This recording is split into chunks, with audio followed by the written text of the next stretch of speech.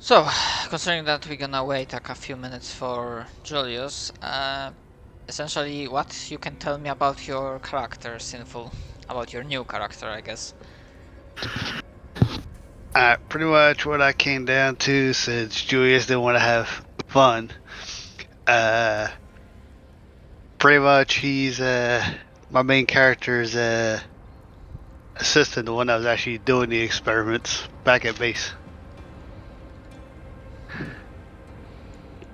Because as you can tell, that would explain why he knows what's going on, even though no one's ever actually seen him. Because of what he has. I mean, that's perfectly understandable. The work of helpers and henchmen is often overlooked, Especially when they're goblins. even if those henchmen also are gifted with immortality, I guess. Well, think of it this way: how many of the wanderers do we actually know? How many wanderers can we list the name of without looking at our list of names? That's fair. I'm gonna say I have not had enough coffee to answer that.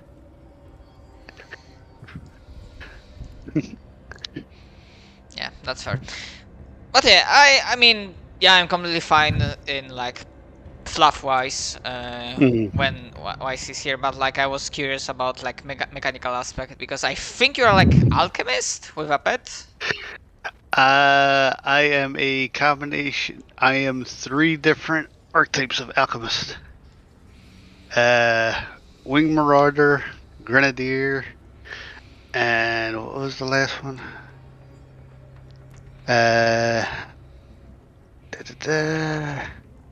Dimensional Excavator. Oh, so you did get a dimensional excavator. Yeah. Anything interesting they can do? Because I mean, the only thing I know about alchemists is that their main things is bombs and being able to like use poisons. He has control. Mm. And a bit of Yeah. damage, because alchemist and damage goes hand in hand. Mm-hmm. Yeah, I have different like bombs I can use. Well, is it, you have 20-something bombs? When I did the math, it was I think 18 total. 18, and if it's 18, I believe you can. Oh yeah, he can throw all of his bombs, all 18 bombs, in 3 rounds. Mm. And how much damage do they do? Right now 66, and that's not counting the different abilities that they can have. Yeah. So if he wanted to just completely melt something, he could, but then he'd be like out of shit to do. Mm. Yeah, so Do you like tell me you at least picked up like a crossbow or something? I was waiting until we got back because I spent all my money on other stuff. Just like something to like. Can you just like have like a normal fucking crossbow? It's like 15 gold. I mean, I'll I didn't buy him know a normal crossbow. I didn't know what you were doing. Without going into too many spoilers, as an enemy, I was making recently also an alchemist. But Basically, he flies around and does things, and so like if he's out of bombs, he can't do shit unless he has at least a fucking crossbow. Well, I have what's the name, the extracts and all that still. Still, but like, how are you gonna attack if you're out of bombs? yeah, actually, crossbow is a good choice. The mud bomber I made also has it. It's just like, oh look, I'm out of bombs. I guess I'll shoot them with a crossbow. Or pick up a proficiency in firearms and grab a gun.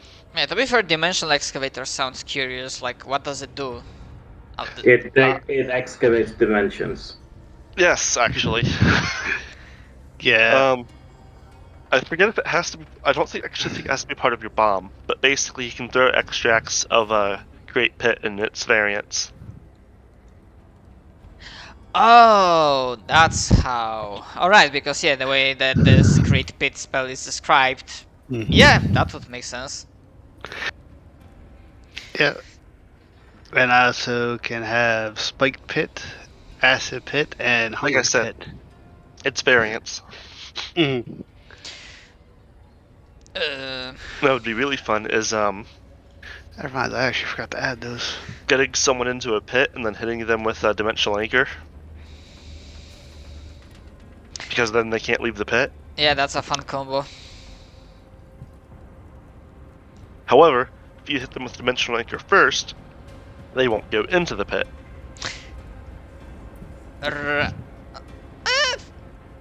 Yeah, actually, that makes sense, I guess. I was actually in a campaign where we were on the plane of water, and there was a banishment trap, which the DM had originally put in because of the spiritualist, make it a minor threat to the spiritualist's phantom.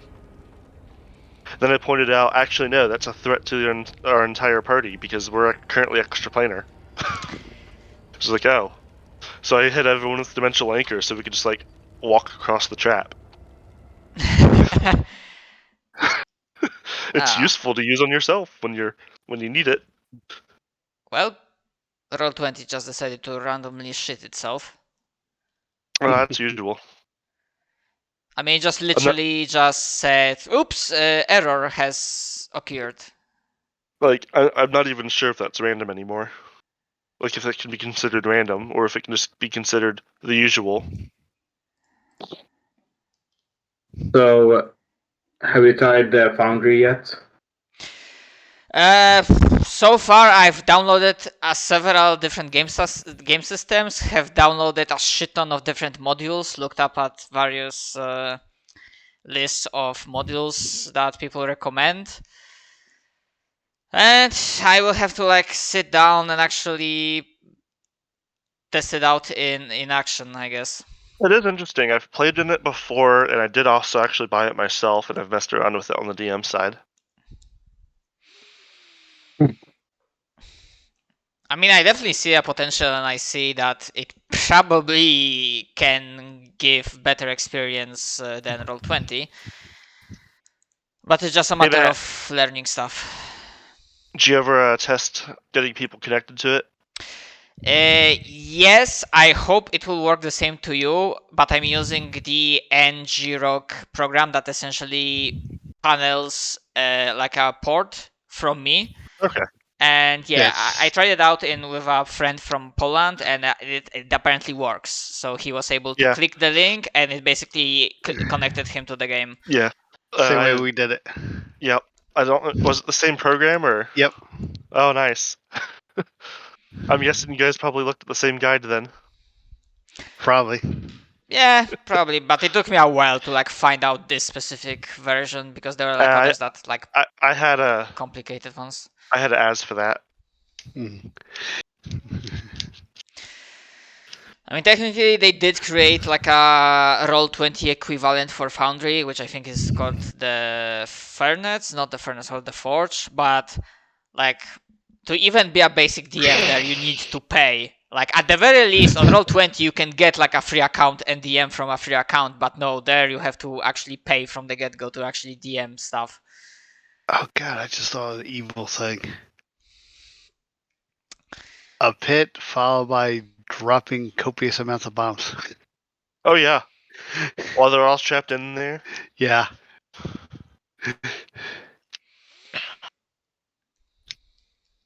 That's a fun combo. Isn't that just the Brazil pits? Pretty much I get access to Creep Pit, Spike Pit, Acid Pit, and Hungry Pit. So, Brutus is the emperor of Rome right now. And instead of killing Caesar, because Caesar died at 72 of severe inflammation, they just declared him the mortal incarnation of Mercury. Which I guess if you were going to say anyone's the mortal incarnation of Mercury, Caesar would probably be the one.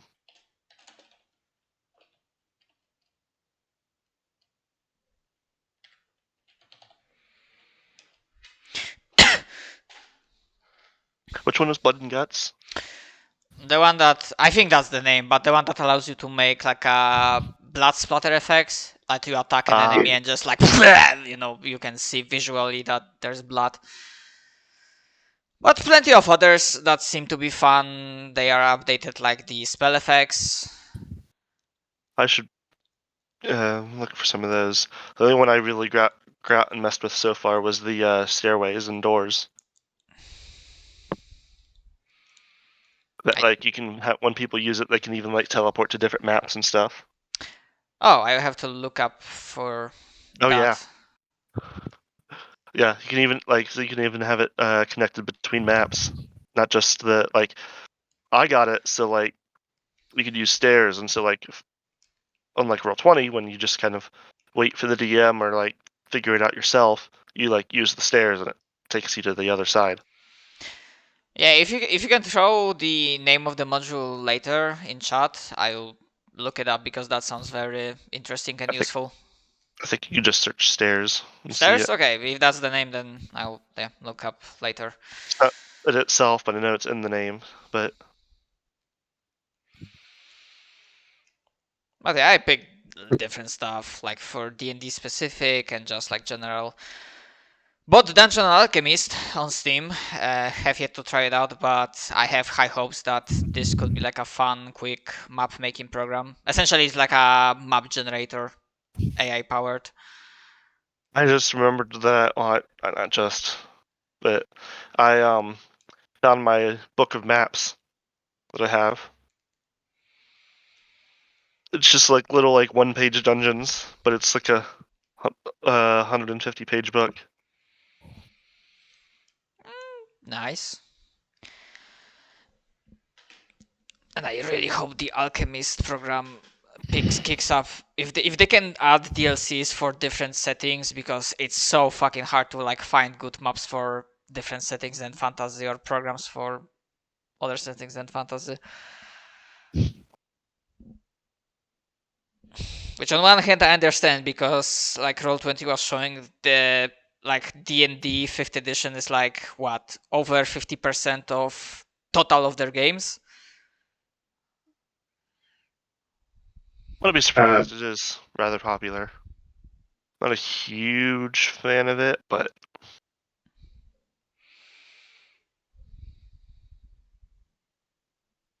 that's just me.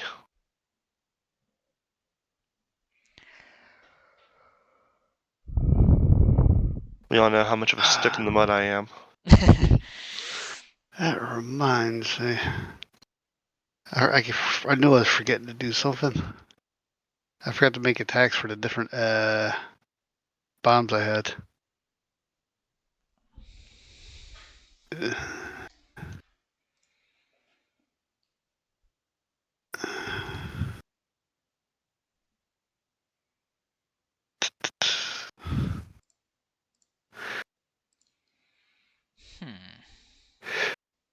Also, I did get rid of that.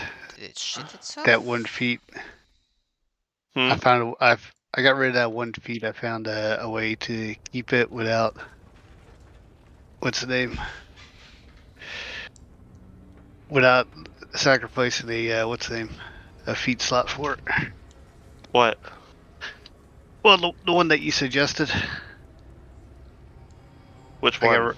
I suggested half your feats.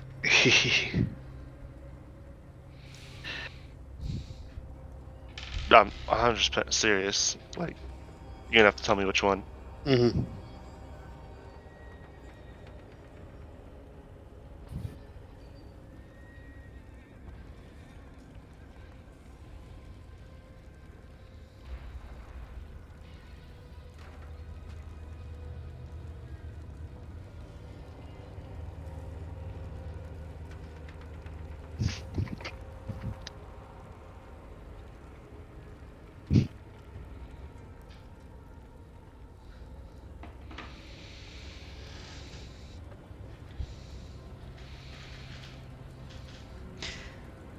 In perfect honesty, I might change my opinion, but I think that like the first campaign I will want to go on in Foundry, I would be doing 5th edition. Sorry. I don't mind. I mean, I'm still playing it. I'm just. I mean, Is it one I of the didn't play modules or? that much 5th edition. It's different, but I still think like 5th edition can do some things alright. And I can definitely appreciate some things compared to Pathfinder that D&D does, like streamlined numbers, streamlined bonuses.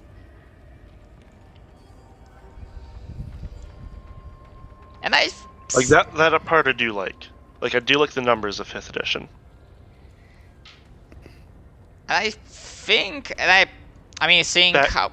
Yeah, go ahead. Where 21 AC is ridiculously high. Or in Yeah. Pathfinder, at a high level, if you have 21 AC, you're basically getting hit by every attack. That's true. And I still think you can, considering what sources you are using and DM allows you, but I still think you can create interesting builds and characters in 5th edition. And it might not be how the game intended, but watching different campaigns, how people play 5th edition and how they are approaching boss mechanics and how they design enemies and how essentially 5th edition allows you to like very easily. There's a reason why there's absolute shit ton of homebrew 5th edition enemies, because the template is so easy to use, I think. And it allows you to like make fun stuff. Like I found fucking several champions from League of Legends basically transplanted into 5th edition enemy stat block. They also have all the Reaper Leviathans from Subnautica. Yeah, Dota 2 characters, the entire fucking book for Monster Hunter. And I'm gonna put it in Eternal Wanderers. Here's something that when I ran the 5th edition game, I actually had them fight. oh yeah, him.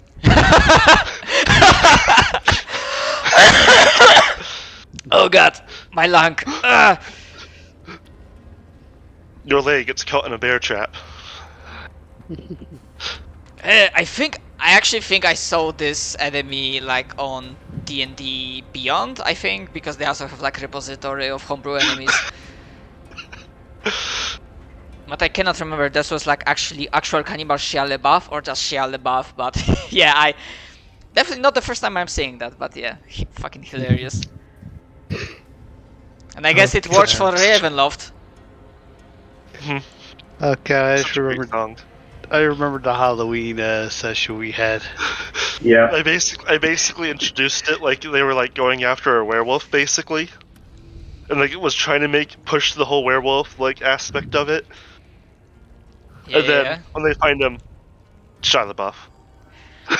What? Not a werewolf, it's Shia LaBeouf.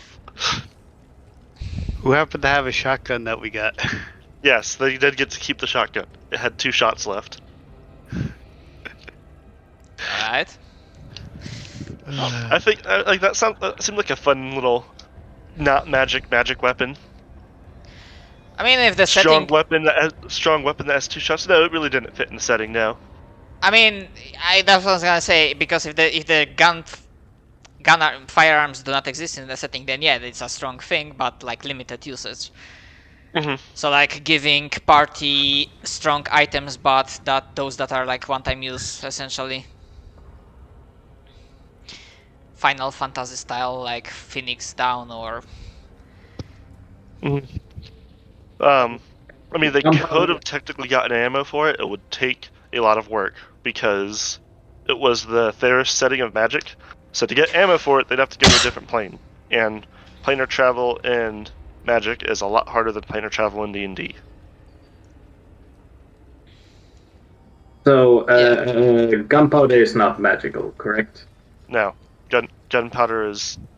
What system are you talking about? 5th edition. Probably depends on who's making it, but no, gunpowder is not. If it's literally gunpowder, it's not magic. Yeah, So rules as written, you can create a what was it? A cube of non-magical substance. You could technically create a cube of gunpowder, correct? I usually hear it ruled that you have to know what things are, but yes, there is a common thing going around that by the time full plate was a thing, people had early firearms, so it isn't like setting anachronistic Yeah, to have.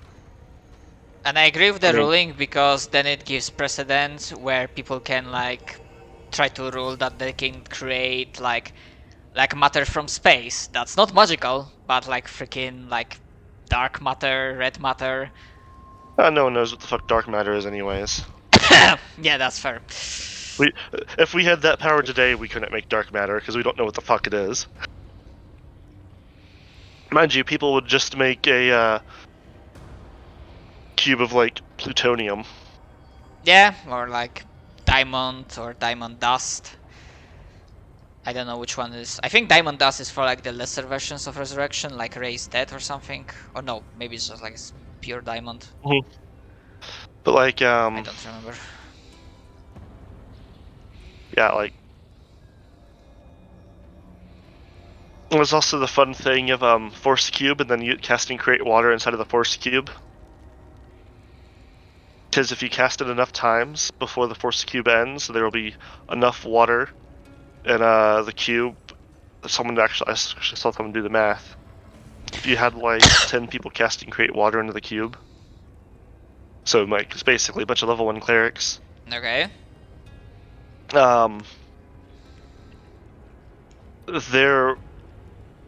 So because it's the first cube, it doesn't expand in size. So you just keep casting create water inside of it, and it keeps making more water because that's how the spell works. Yes. And because it's not written anywhere, basically the pressure increases that the H2O starts breaking down, and then the hydrogen begins fusing. So I'm not a scientific guy, but does that mean, if I'm getting this right, like this is, they are saying this is like theory for making like a fusion reactor? Yes, except once the cube ends and the fusion reaction is continuing into the atmosphere, it's a fusion bomb. It's not a reactor; it's a bomb. Yeah, bomb. Well, although I wonder if you can make like a force cage permanent, because there's a permanency spell. Although in Pathfinder, but I'm not sure about 5th edition. There is permanency in 5th edition, and as written, no. But there is, and I think both of them, a caveat of ask your DM. Like, here's a list of common things that are made into permanent spells, and if you want something else, talk to your DM, basically. Yeah, because I'm gonna say that's pretty fucking ingenious. And compared to the stuff like Peasant Railgun or Barbarian Postal Service, this shit actually, on one hand, is somewhat cheesy, but on the other, is kinda genius in its own way. At least makes scientific sense in that mechanical sense. Wait. I really think that's in Railgun. What is the Barbarian Postal Service? That's where you get Great Cleave and have a bunch of people lined up, and you have the barbarian Great Cleave his way to the next town. Yes, exactly that. Okay. Hello, Julius. Hey. Because as you Great Cleave, you can take a 5-foot step to continue the cleave. Mm-hmm. Oh. Yes. Exactly. So you turn yourself into the missile. Yes. You know, I would almost allow that to happen, and then calculate the speed that the barbarian is going, Mm-hmm. and say, "Oh yes, you make it to the next town. The gate is closed." I mean, it didn't stay closed for long, but neither did you. You take 126 d6 worth of force damage from the inertia. Like, but fall damage maxes at 20d6. But yes, this isn't fall damage.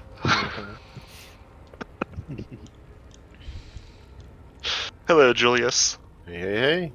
I see you guys are thinking about the peasant rail cannon, except it's got silly. We were mentioning it, but we were actually talking about the force cube hydrogen bomb. Ah, yes. Are we gonna have to talk about the fucking bag of holding arrow strapped to another bag of holding insta kill? Technically, that's not an insta kill, but yes, that one's also fun. And that is actually more reasonable than the hydrogen bomb because that mechanically works. Mm-hmm. The hydrogen bomb just scientifically works. Basically, force cage. I'm not force cage or force cube or whatever. Doesn't expand. Oh yeah. So you just get like 10 people casting create water inside of the cube. Nice fusion.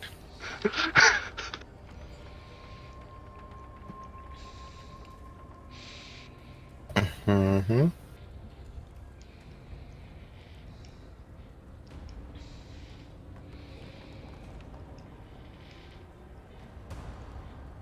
Well, I didn't even have to explain it, and Julius is like, yeah, that I've heard of that one. Fucking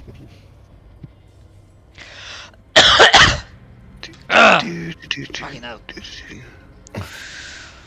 Right, so Nero won't be joining us today, but I guess we can still do the game. Yup. Do it.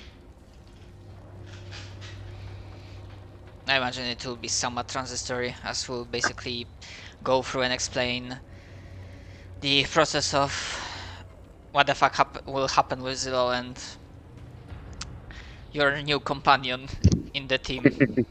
And I'm not horrifyingly hungover this time. Huzzah! You're alive.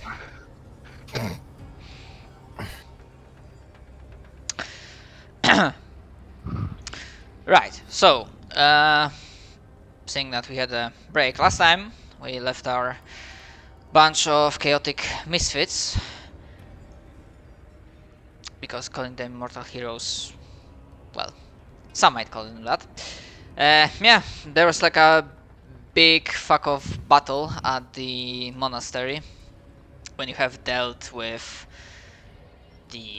some sort of weird undead, because Zixos doesn't believe that it was like his master at all, just like a poor mockery of whatever this creature was. Killing him alongside plenty of giants, essentially slaughtering the remnants of the tribe, as most of the monastery is on fire, crumbling. The place definitely has seen better days. And among other things, there are a couple of survivors. Essentially, all of them that managed to survive are in the room with you, in the main hallway, not hallway, in the main chamber. All of them are having various degrees of injuries. Some of them more severe. They are stable, but they're like cuts, bruises. They're like look beat down and exhausted from the combat. And the elder, who I do remember, received a healing potion from Cheruk. Yes. Slowly, not slumbered, but slowly rose to consciousness. And as you have gathered in the chamber, alongside the summon, the foot tiger, that also looks rather injured, but in his case, or in their case, they are not bleeding, but from the myriad of wounds they have suffered fighting the dragon, there seems to be like modes of light escaping. And this is like slowly not stopping, and go ahead.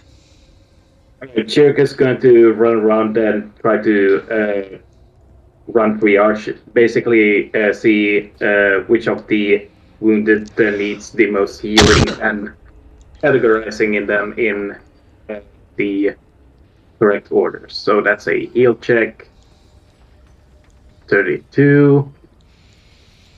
So yeah, he's making himself useful. Yeah, essentially we set up like a basic triage, which is not exactly hard considering there are not that many survivors. And as Lao sits up, his bones creaking, letting out a sigh of pain, because while he was healed, he received a pretty hefty mauling from the Scorn Perfection.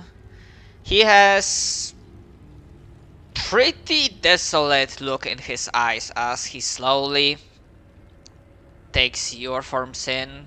He's looking to the sides, looking at the various confused survivors of his monastery, looking at the carnage, the bodies,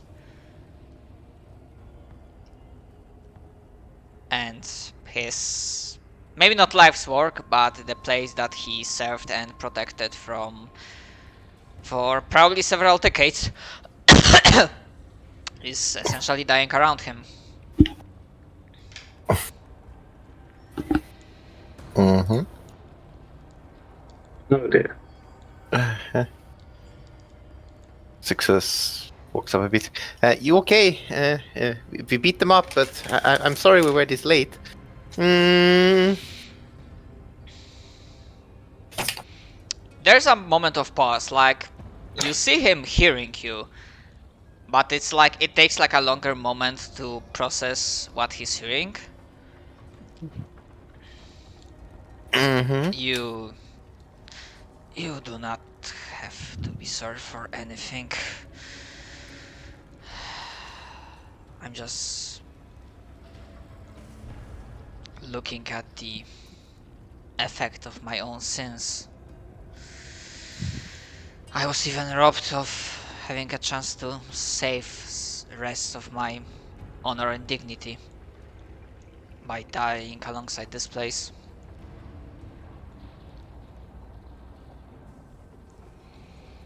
And Well, you definitely hear that, Cheruk.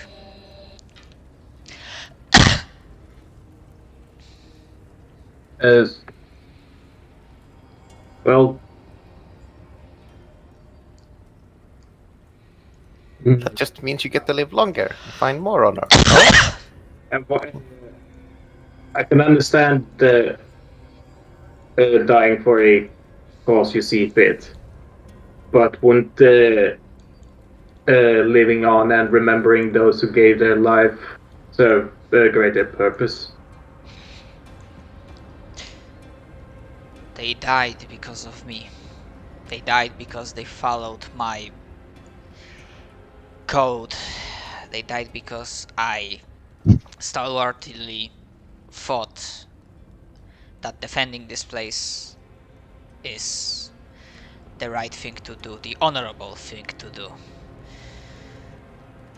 I remember your offers, and as a DM note, I think I vaguely recall that you did say something along the lines that, hey, if you want, you can, group with us. We have like a certain place. So, no, but now small part of me thinks I still did the right thing, the honorable thing as the elder of this place, but looking at this, and then again his head goes to the sides, looking at the fires, the crumbling walls, the bodies. These words taste like ash in my mouth.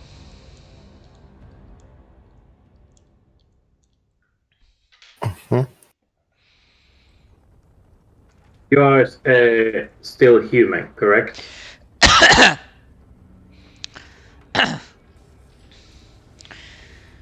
Indeed. There is a saying amongst my people: to err is human, to learn heroic, to forgive divine. You need to learn from your mistakes and then forgive yourself for your mistakes. Yeah, only the living has a chance to make up the mistakes, after all. You can give me diplomacy check. I mean, Is anybody... Cheruk make a main role. If anyone else wants to pitch in and assist, you can make so. Zixos. I have a diplomacy of 0. He can assist. Has a diplomacy of -2. He's doing his best. I mean, The reason why I say you have to make the main roll is because, well, you said the thing, so... So, Azrak is going to attempt a diplomacy to assist with a grunt.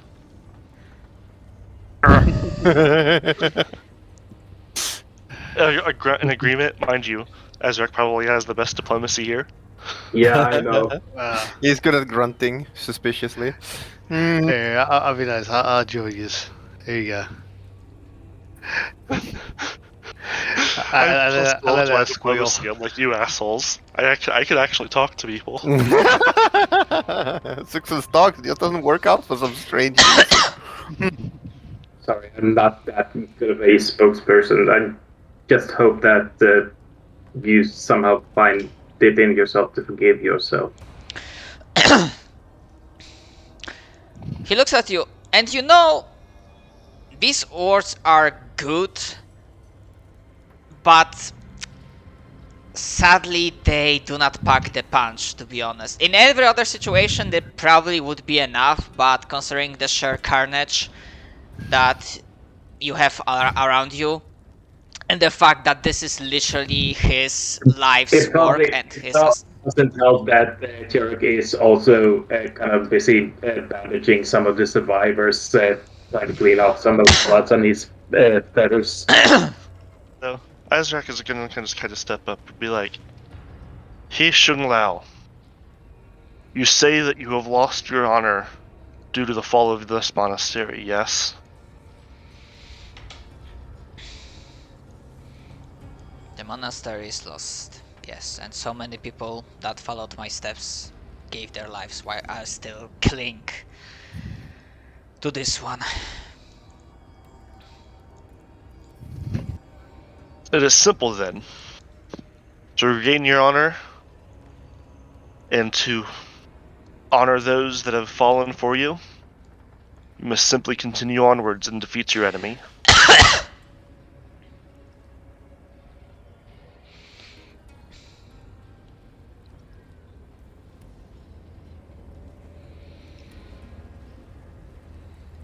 That is the way. I will show you the way. So, no, Azrak proceeds to put on a Mandalorian helmet and just says, "This is the way." Okay, you may make another diplomacy check with a +4 bonus. 31. This Okay. is helping. 33. Here, I'm just gonna, just ruin it for everyone. There you go. It's not negative, whatever. Yeah. Yeah, the hawk has like, it just, one Squeals. of the squeals are just like one of the bones like sucked in, and then like Coughing in the background. yeah, and coughing like a glute from his nose just splatters on the floor. Well, Chick's just like, "Oh, it's okay, buddy. Everything's gonna be alright." He's like, "Oh man, but everyone's dead." Azrak steps up. "Fucker, if you want your honor back, go kill people." Go kill people and took it. Oh no, dude. Nice orc diplomacy.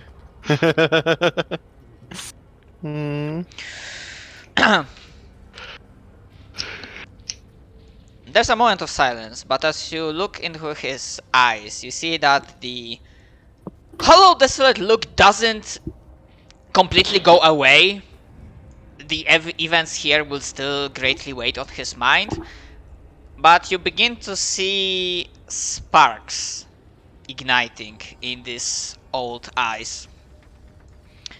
And He Shun Lao will slowly rise up from his sitting position, his bones still creaking, but an image of somewhat regained, not vindication, fuck, what's the word I'm looking for? Determination? Sign?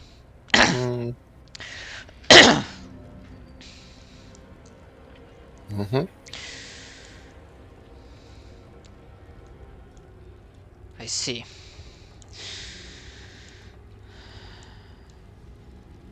The place has fallen. I didn't go down along with it, but perhaps it is true. But you say that I will find honor fighting against the enemy, and perhaps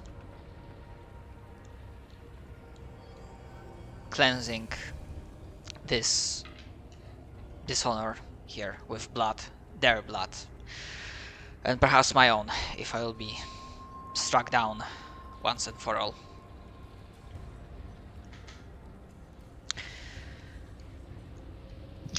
Unless, and he will look at the others that survived. That they are like slowly looking up at him. Unless my fellow followers, those who kept this place safe to their best of their ability, I cannot bring those who have lost their lives. And if you believe that a necessary payment for my sins is my death, I will gladly pay that sin. And he gives all of them, the survivors, a small bow. But none of the survivors issue a challenge. Apparently, and as you look at them, they also heard Azrak swords, and you see the similar spark in their eyes being reignited. Mm-hmm. You are still wounded. Please allow us to nurse you back to full health at least before you continue on your way. The way. We are not planning on charging straight out. Sadly, the supplies that we had, the mushroom berries that were growing underneath our monastery, all of that is lost. As you probably can see, the bodies here, they belong to the frost giants, but they were not the only ones that attacked us. Thanks to the sacrifice of a few of our members, the underground passage has been destroyed, collapsed. I believe some sort of fiend kind and goblin kind was trying to also attack us from below.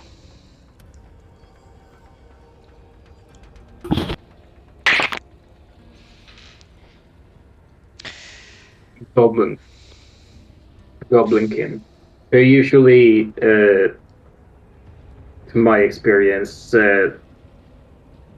tend to lend their expertise to greater forces as a used as a flanking force or a distraction. You do recall, you didn't know about the headquarters, but you do know about the Hellmouth tribe. The Helion goblin tribe, essentially, that probably is centered somewhere in the underground portion of this island. You speak of puppet masters of greater foes. The enemies we have before us is slain, but from the way you speak, I have an inkling that there is still an enemy to be fought against. We have won many great victories in these past few days against our foe, but they are still myriad and we are still few. It will be glorious fight, glorious combat. Indeed.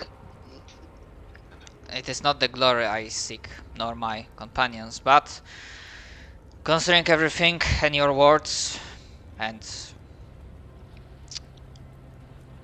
I would not implore you, but I will be in your debt, and as he's saying that, he's doing the respectful bow.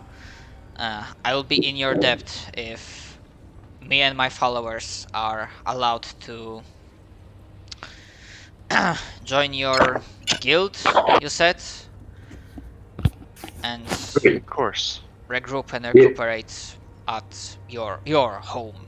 I believe your home it is still safe, yes? It's moved, but yes, it's safe. Indeed. The Eternal Wanderers would be honored to have those of your expertise, Master Lau. As Chirrut kind of makes and returns the bow he was offered. Time will tell how much we'll be able to offer. Sadly, and again he looks with somewhat more desolation to the side as you recall where the library was.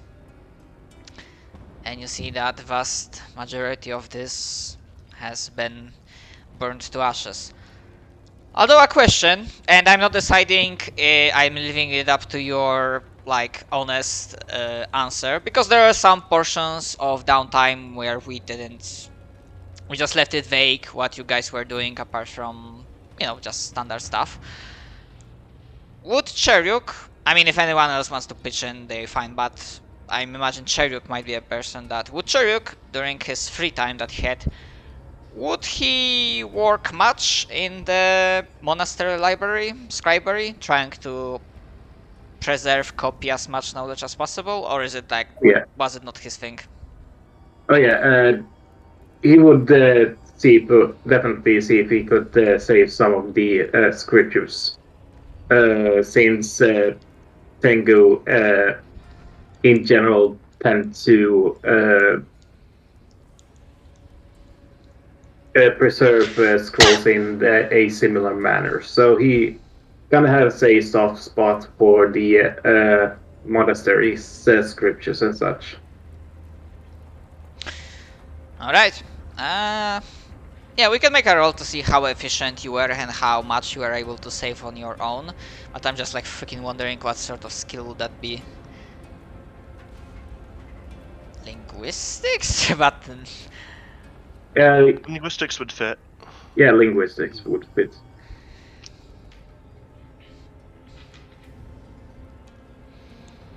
Uh, 29. Alright. Unless anybody wishes to aid.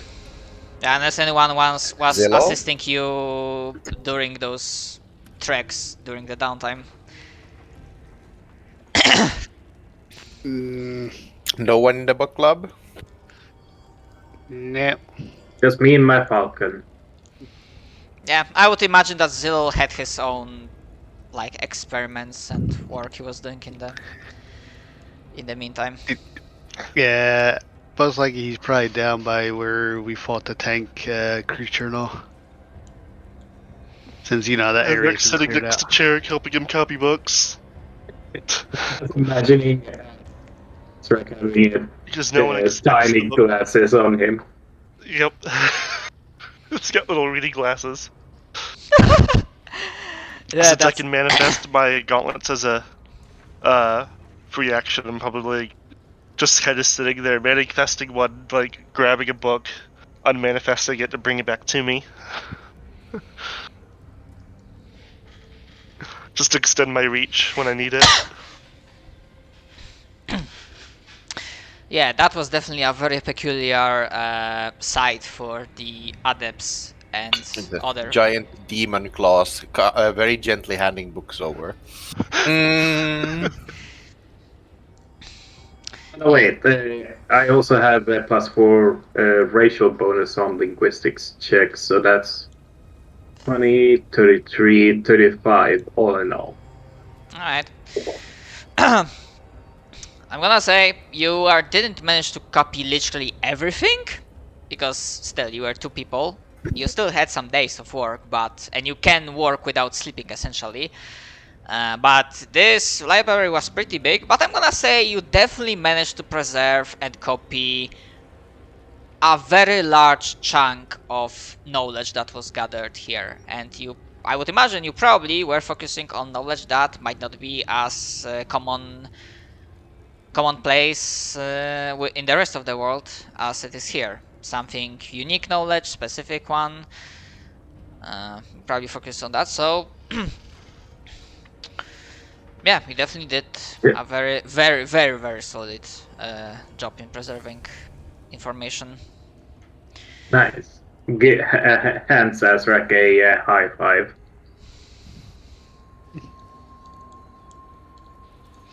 Azrak just kind of looks at him. It's like, yes.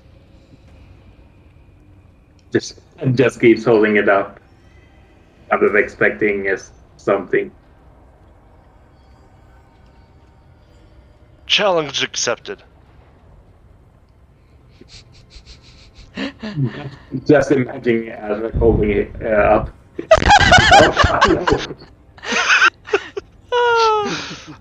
Grab his arm, then just fold him over backwards. Those are my riding. That's my riding wing. And no, it doesn't have the damage because that would just be silly. Yeah. Nice. But yeah, I imagine reminding Lao that you actually managed to preserve a large portion of the monastery's work. He perks up as much as old men can perk up, and then he bows again and says, "It seems like my debt to you grows even larger. If the things proceed as they are, I might end up with a debt that cannot be repaid. But I guess considering everything, this is a small problem to have." If you do incur such a debt, you could always join the ranks of us immortals. Eventually, it would be repaid at that point.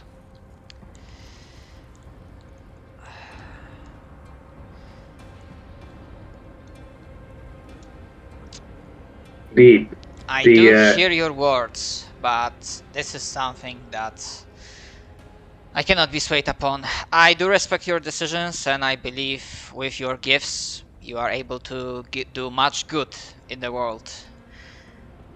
But I'm also a firm believer of the cycle, as death is a natural part of life. So too, my life will end, as the things are. Fuck! I know what I want to say, but I'm lacking the proper nature intends. Sentence. Yeah, I can respect that.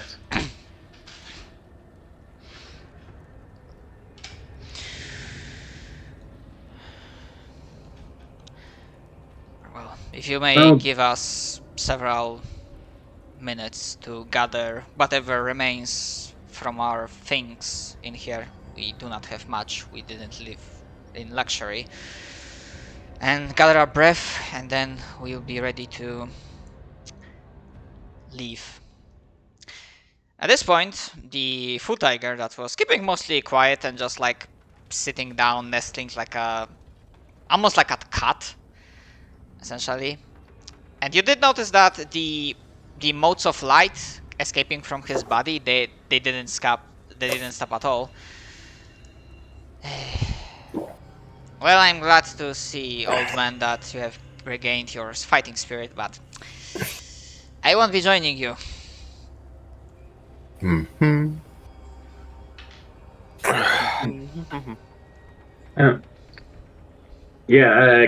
Can I do a heal check to see or what kind of would that be, a heal check or that would be more knowledge, planes or spellcraft? Actually, and or.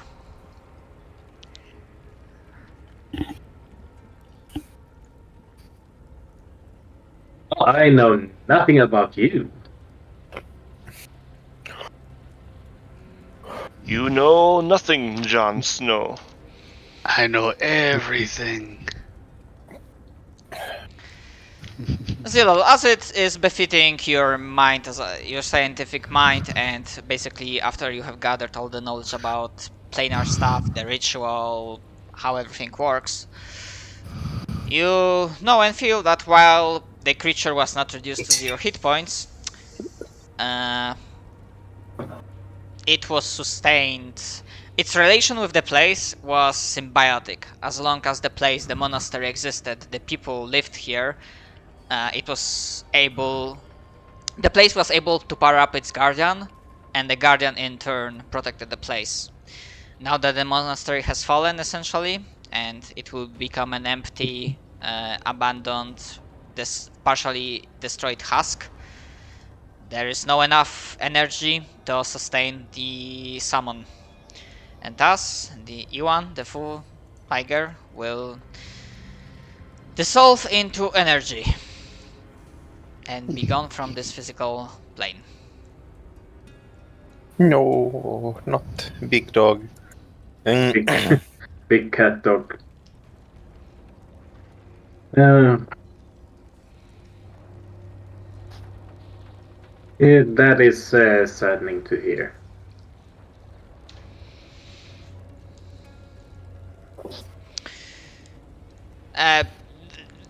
The tiger gives you just like a shrug.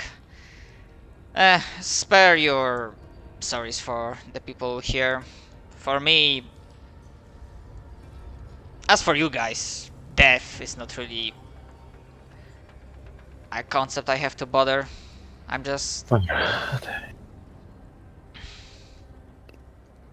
have to wait until I'm summoned in some other place, some other time. It's to go to one of the summoning circles and just summons him again. Your rest is up, dog. Come back to fight. It's like he gets back to his like little home, gets nice into his like warm bubble bath, starts getting some. It's like no. Yeah. You had your 5 minutes of rest. Back to work. Though, if you do find a way to do this, We'll see what happens then. I would strongly recommend trying to aim for the big shiny guy, the powerful light dude.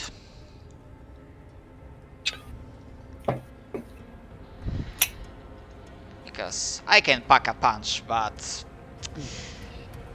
I think you're going to need more than that. Or maybe you'll be able to preserve. I don't know. That freaking dragon was irritating.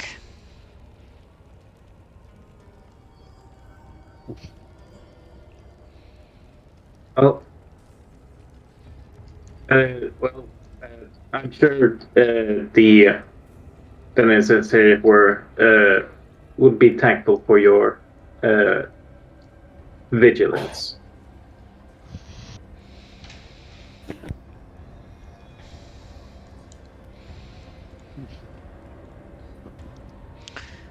I did what was asked of me and what was befitting my nature. The full creatures are usually guardians of temples and whatnot, so I guess I was reminded of my very, very old existence.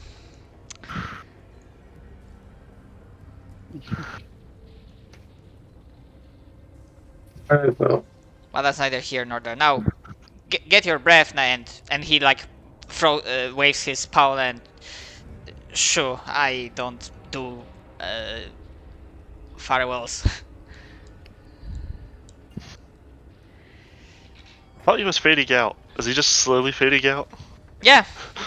That's fading back in when he has something to do. Fades back down, fades back in, and says, "Oh, and one more thing." Yeah, it's like, alright, fades away. Okay, guys, let's summon again. Face backing, slaps us in the face, leaves finally. Yeah, essentially like he's slowly fading, not being completely translucent, as from the modes of flight, the escaping energy from his wounds just disappears into ether.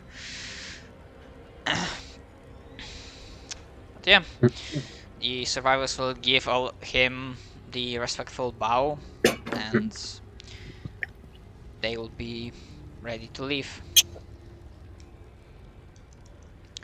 Is the teleport circle still active?